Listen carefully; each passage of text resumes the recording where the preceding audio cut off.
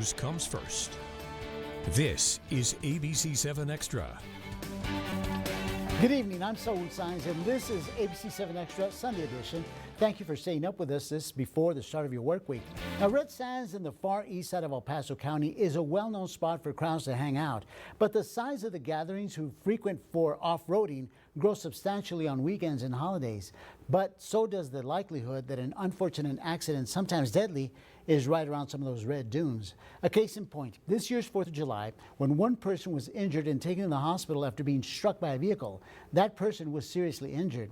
On November 19th, El Paso County Sheriff's deputies reported one person was severely injured when an off-roading vehicle ran over a 37-year-old man. He died several days later. Deputies are still looking for the driver. Then, one life was tragically lost during the Thanksgiving holiday weekend when gunfire broke out. 18-year-old Mauricio Ellis was shot and killed on November 24th. Two other 18-year-olds were also injured. Joining us now to talk about the volatile conditions that have actually arisen in Red Sands is El Paso County Sheriff's Commander Ryan Urrutia. Thank you so much for joining us. Thank you, Saul. That agency is responsible for investigating incidents in Red Sands. Although the commander is quick to remind us, a great deal of Red Sands is private property. Sitting next to him is Jamil Mutran with the Texas Rescue Patrol, a group of volunteers who patrol Red Sands. And joining us via Zoom from the Far East Side is Fire Chief Roger Esparza. Chief Esparza is with El Paso County Fire Department Station 2.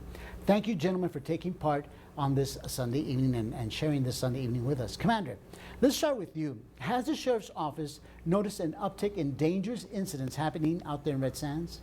You know, we seem to see a couple of very high-profile incidents happen every year at Red Sands. It's very common that we're responding to accidents, rollovers, somebody falling off of an ATV, somebody who suffers a head injury because they failed to wear a helmet. So those incidents are very, very common. You see a couple of these unfortunate incidents, such as somebody passing away, happen at least once or twice a year, and those are completely preventable, and we want to educate our community and encourage them to, use caution when you're in these areas. But have you seen an uptick in these serious incidents like gunshots fired out there? This year we saw the two that happened within a week. That was an uptick from last year. We do get reports of shot fire calls out there because it is unincorporated areas. Members of our community choose to go out there and shoot their handguns for recreation.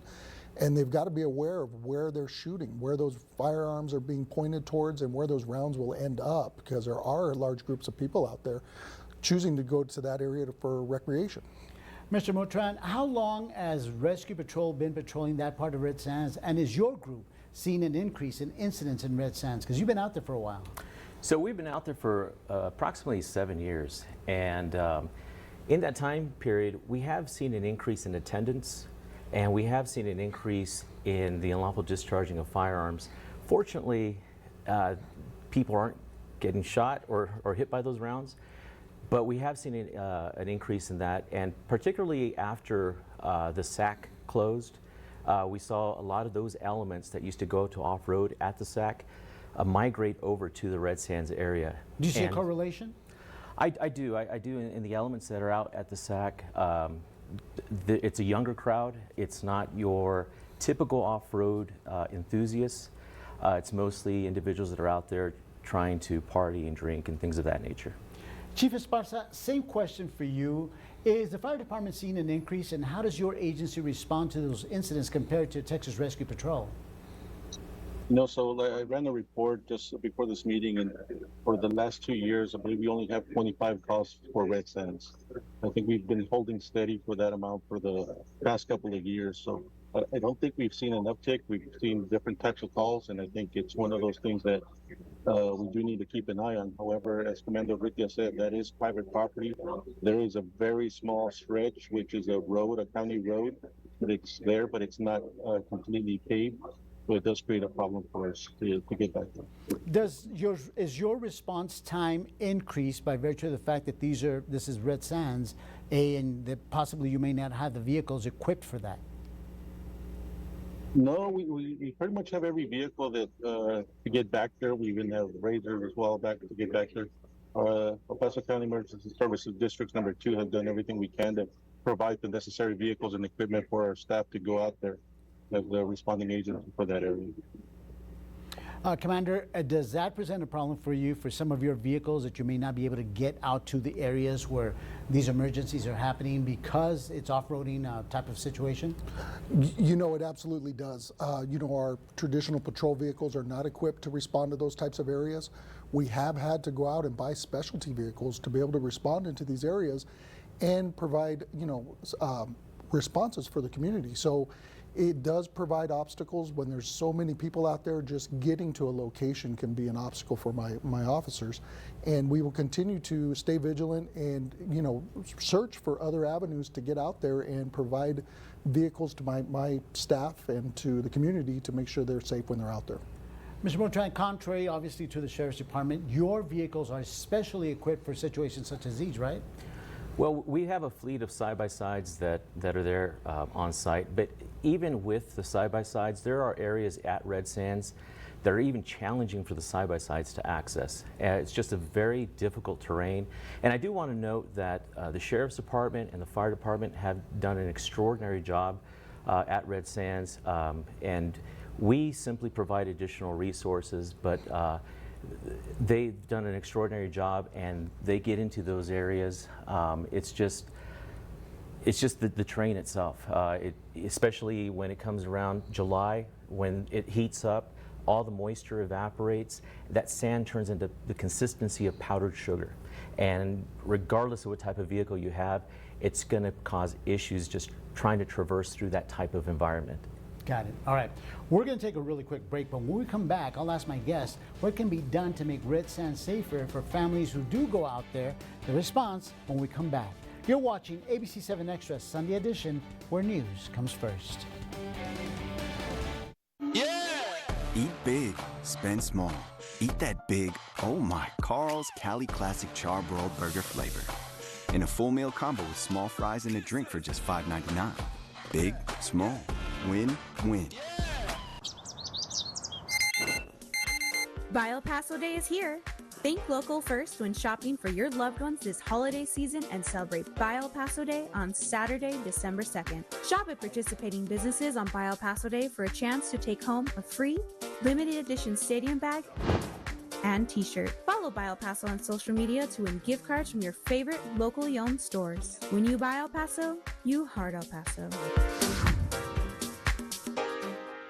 The holidays are a special time of the year, but it can be a challenge for those struggling to feed their family. That's why ABC 7 is proud to partner with Albertsons and El Pasoans Fighting Hunger to make this holiday season a little brighter for those in need. El Paso's only food bank provides for our neighbors every day, whether they're homebound or can go to a center to find food. Make a difference and donate at the keypad of any Albertsons, or you can lend a hand by volunteering. Just think about the impact you can make. Let's work and give to have hunger-free holidays. Bell to Bell invites you to come see our largest and best selection of teaching supplies, dual language materials, preschool items, manipulatives, lamination, custom products, services, and more. Bell to Bell, locally owned by a teacher for teachers. Bell to Bell, making teaching easier. With Glasheen, Vyas, Ninderman injury lawyers, our clients get real results. We know catastrophic injury and wrongful death cases. That's what we do. We win big. We are Glasheen, Vyas, Ninderman injury lawyers. If you can't resist the flavor of the Carl's Jr. Guacamole Bacon Burger, charbroiled beef, crispy bacon, and lots of house-made guacamole, it's okay. Everyone gives in to the guac. Free guacamole bacon burger with new My Rewards sign-up. Welcome back to ABC 7 Extra Sunday Edition. I also want to welcome back my guest, El Paso County Sheriff's Commander Ryan Urrutia. That agency is responsible for investigating incidents in Red Sands. Sitting next to him is Jamil Mutran with the Texas Rescue Patrol, a group of volunteers who patrol Red Sands. And joining us via Zoom from the Far East Side is Fire Chief Roger Esparza. Chief Esparza is with El Paso County Fire Department Station 2. Commander Urrutia, you mentioned Red Sands is primarily on private property. That's very important because does this limit the Sheriff's Office jurisdiction, and more importantly, how does this limit deputies from providing safety out there? You know, what the public needs to be aware of is if you're on private property, at any time that property owner can decide to file charges and limit your access to those areas. So, you know, we want them to be aware that you could be subject to a warning or sometimes even arrest if that property owner decides to prosecute. you know, be aware of where you're at. The remoteness of red sands is challenging for people that go there, and it's challenging for us as law enforcement and first responders. You know, we've got a very good relationship, partnerships with our first responders, Texas Rescue Patrol, ESD number 2, and ESD number 1 to make sure we can provide safety for everybody out there, medical resources, and we can access them. You know, it's a very dangerous area, and we want the public to be aware of where they're at and their surroundings. In terms of jurisdiction, does it make it more difficult for you to go into red sands because it's private property? Do you need permission from private property owners, or do you have a working relationship with them? We've got a working relationship with the private property owners. We have made contact with them over the past several years. You know, ways to keep or limit access to certain areas, and it's challenging just due to the remote terrain, the inaccessibility. If you know the property owner has a hard time getting out there, so do we. So we are continuously contacting them and continuously staying in contact with the Texas Rescue Patrol. They do provide resource and help us access a lot of these areas when emergencies happen. So we appreciate that. You know, sometimes our side-by-side vehicle isn't readily available, so we do partner with them or the fire department. They help us gain access to certain areas where we need to get to. Got it. Mr. Matran, you've told ABC7 in the past that your volunteers have found themselves in difficult situations while rendering aid to red sands goers. How dangerous does it get out there for your personnel, a group of volunteers? Well, there's always inherent danger in operating in a remote location like that, particularly because it's hard to receive additional resources if something does happen to access that area. And you know, as people go out there to off-road and recreationally discharge firearms, that obviously poses a significant risk to our volunteers. And so we have to take measures to ensure their safety. We do rigorous training and things of that nature, and we partner with our local sheriff's office to keep our team safe. Deputies regularly go out there, and they ride with us and responding to the calls, and they provide a level of protection for our volunteers. Have any of your volunteers ever been placed in a situation, unbeknownst to them of course, where they're in a dangerous situation, where there's shots fired and maybe something may be, I don't know, shot in their way? Well, there's always that inherent risk. Has it happened? Yes, of course it's happened. We've had situations where people have discharged firearms in our direction while we were working on scene with a couple of patients. We had Sheriff's Department and Fire Department there on scene with us. And it makes it very challenging in that area because you have so many people congregating in one area in the dark. You can't really see where those shots are coming from because there's just so many people there. And so there is always that risk in terms of, for not just for us, but also from an officer safety standpoint for anyone going into that area. And so we have to be on our toes for sure anytime that we respond to an incident out there. Chief Esparza, your agency's first responders provide aid beyond red sands. Are homeowners out there talking to you all, telling you about what's going on out there? Are they concerned about what's happening in red sands? I don't think we've ever received an actual formal complaint from anybody out there. I mean, the red sands area is part of the Emergency Services District number 2 territory. And we are the emergency response organization for that area. I don't think we've seen anything like it. Not that it's been reported to us ever that we've been shot at or anything like that. Or I couldn't answer that or say that we've had a complaint about how red sands is getting. However, we do see that on the holidays, on the days off, it does get a little bit busier for all of us, and we do have an inherent reason to be there. To go rescue somebody or go find them. I think part of the problem that we see there is that it's not like you have a cross street to cross reference. It's one of those things where I'm in the middle of the desert and you don't know where you're at, and we're going to come find you. So it takes a little bit longer to come get you just based on that. Does it help your department that Texas Rescue is out there, obviously providing initial response when something happens out there until y'all get out there?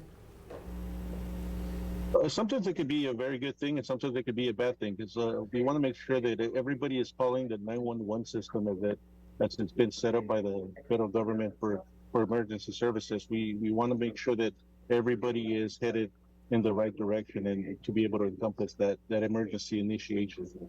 So does it make it difficult to coordinate when you don't get that 911 call? It doesn't come to you all first, and Texas Rangers are out there before you all?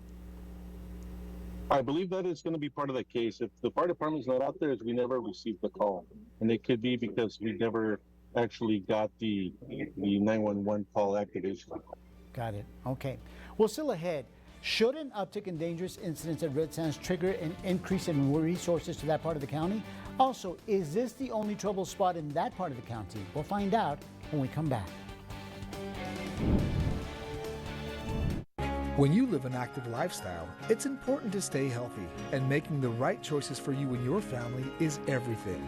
At Sarah Farms, we make the freshest milk products that are fortified with all the vitamins and minerals your body needs. So, after your next game, run, workout, or anytime, make the natural choice and reach for a cold glass of Sarah Farms milk to refuel.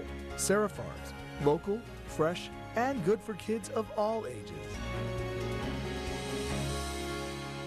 The Bright Hearts Fund is asking for your support for those in need.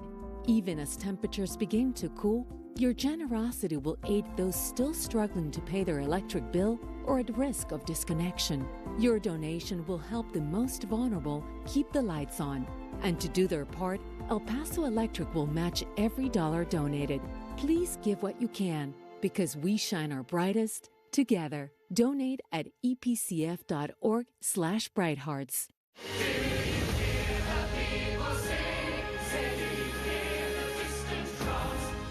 Les Miserables, still the world's most popular musical. Experience the breathtaking production that leaves both audiences and critics awestruck. Les Miserables. Coming to the Plaza Theater December 12th through 17th. Tickets available at Ticketmaster.com. What's the secret to a busy day? Buy El Paso Rewards. I need hairspray. It's a free rewards program that allows us to communicate with customers, understand business trends to make better business decisions. It's easy and free. It's free for all businesses in El Paso. El Dragon? I get $5 off, right? The program's available for many different types of businesses. All I had to do was go to epbusinessstrong.org to apply. I got my points. I got my points. Welcome back to this third and final segment of ABC 7 Extra Sunday Edition. I also want to welcome back my guest, El Paso County Sheriff's Commander Ryan Urrutia. That agency is responsible for investigating incidents in Red Sands. Sitting next to him is Jamil Mutran with the Texas Rescue Patrol, a group of volunteers who patrol Red Sands. And joining us via Zoom from the Far East Side is Fire Chief Roger Esparza. Chief Esparza is with El Paso County Fire Station 2. Commander Urrutia, what do people heading out to Red Sands need to do to try to stay safe? You know, of course, be aware of where you're at. If you are operating ATV vehicles, make sure you're operating them with the use of helmets and the appropriate safety, equipment. And also, don't let children operate these vehicles. And if you do see something that we need to be aware of, please call 911. You don't have to always call, you can text 911 now. So any way we get that information is important for us so we can respond appropriately before an incident escalates and we can intervene. One of the things that Chief Esparza pointed out, Commander, is that sometimes they don't always get that 911 call. Are you having the same issues? You know, sometimes the public is reluctant to call 911. They're not sure if it's an appropriate response. They're not sure exactly what to do. I encourage the public, anytime they're just not sure, to call 911 or text 911. Let us respond and let us help you. Okay, so Mr. Mutran, same question about what people need to do, and also, is there ever a situation where the 911 call is not made, but you find out about the incident, and how so? So we always encourage the public to dial 911. The fire department and the sheriff's office are the primary responding agencies for that area. That's their area. We are simply there to provide additional resources to these agencies upon request, and so we won't field calls direct ourselves. If you call our dispatch, we will forward that to 911 or call 911 direct ourselves. The only times that we may get the call before 911 does is if our staff see somebody fall or crash right in front of them, and then we dial 911. And so we ensure that we get emergency services rolling and notify the 911 system. And so that's really the only times that we would get the call before 911. So in terms of being safe out there, obviously one of the issues that we have is we need to have legal and responsible riding areas in El Paso. And I know the county is working in doing that with San Felipe. But as was mentioned earlier, Red Sands is not an official off-highway vehicle park. There's no management, there's no security, there's no traffic control pattern there to keep people safe. It is not a safe venue for you to be operating off-road vehicles, and the majority of the property owners, quite honestly, don't want people there. And so, but it is something that's been happening for 50 years or longer. It's multi-generational, where people have been riding out there, and it's really something that we can't ignore, because we have such a large off-road community that I compare it to the analogy of using a balloon. If you squeeze the balloon on one end, it just gets bigger on the other end. So if we close down Red Sands, something else will become the new Red Sands. And so really the root cause is having to facilitate a venue for that off-road community to use that's safe, legal, and responsible. And so I think the long-term solution is to develop a committee made up of property owners, law enforcement, fire, EMS, the off-road community, property owners, and develop a long-term strategy, or roadmap, if you will, in possibly converting it into an official park, if that's even a viable option. If not, then working together to create a off-road highway vehicle park for the community. Commissioner Urrutia, I mean, you can't help but think that this sounds like sheer lawlessness out there, like it has absolutely no supervision. That's what it sounds like right there, and that we're just responding to incidents as they happen. Is that what it sounds like to you? You know, not at all. You know, there is some cases where there's so many people out there, it can be very chaotic. You know, people on ATVs pulling the side-by-sides, and then you'll see some of these larger dune buggies out there.